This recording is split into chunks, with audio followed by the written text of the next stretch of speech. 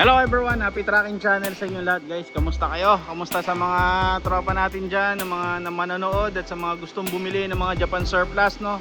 Kung ikaw bibili, nagpaplano, tamang tama sa inyo tong video na to guys, no? Marami kayong makikita dito. Ayun, shoutout sa tropa. Ayun, meron dito guys, no? Yung tangke. Actually ano daw to pang wet flour. Pwede din cooking oil. Ano ba engine ito? 6R10? 6R10, oo, tama-tama. Kasi bagay sa kanya. So ngayon guys, ako naghanap kayo new face yan. So napakadalang ng mga ganitong unit, no? Pero madalas daw dito, ginagamit daw to sa cooking oil. Ito nga guys, ang ano nito, ang specification.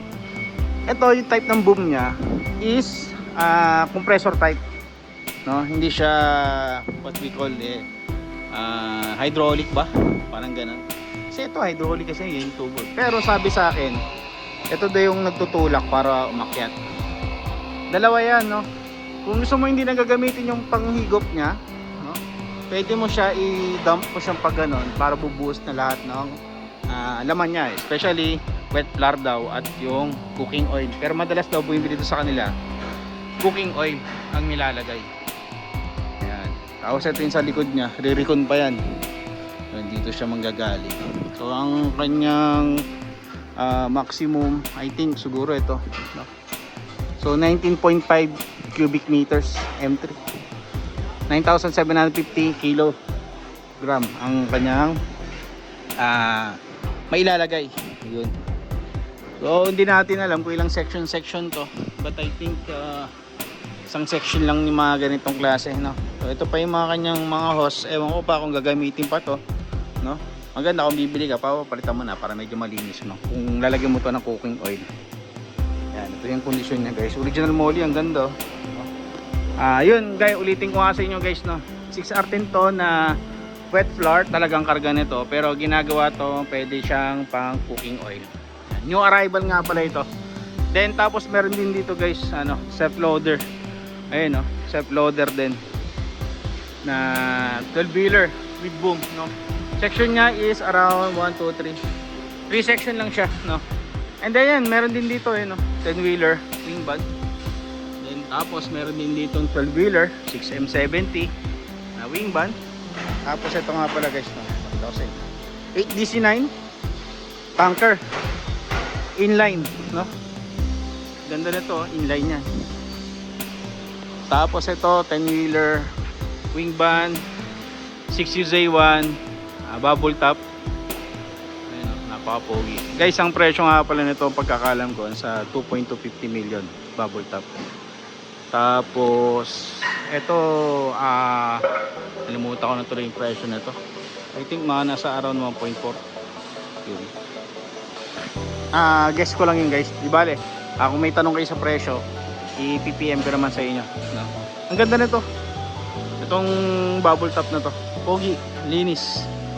Meron din akong ginawang video dito. Ayan. Tapos meron din dito guys na mga new arrival kagaya nito.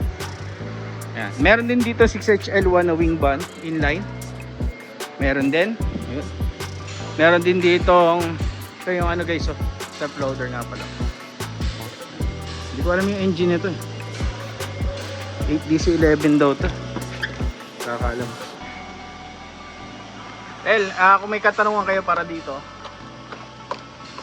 nandiyan na lang guys. Ilan ang kanyang mileage. Ilan ba?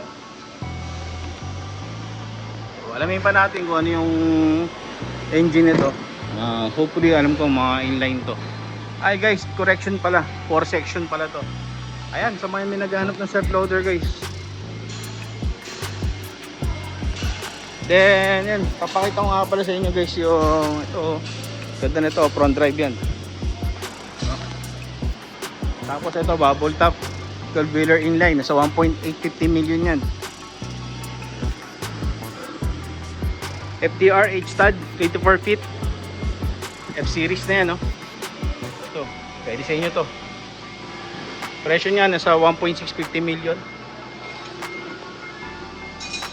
6HH1 dump truck daw yan, wala pa yung boom nya, yung dump box nya. Ito yung FTR. Ayan. Then Ito yung forward na 6HL1, 22 feet inline, no? So nasa around 13 or 1350. Meron din dito ready to pull out. Bibigay natin ito sa subscribers natin kung maabutan niya pa to, no? 1.650 million offering price. At syempre magne-negotiate pa yon. Meron din ditong bagong dating na 12 wheeler. Ito din bagong dating din yan guys, 10 PE 12 wheeler. Ayan, 12 wheeler bubble top 670. So ayun lang guys, sana nakatulong tong video na to. Kung naghanap kayo ng mga Japan surplus na truck, marami pa po tayong i-upload. Happy trucking channel everyone. Thank you, bye bye, and God bless.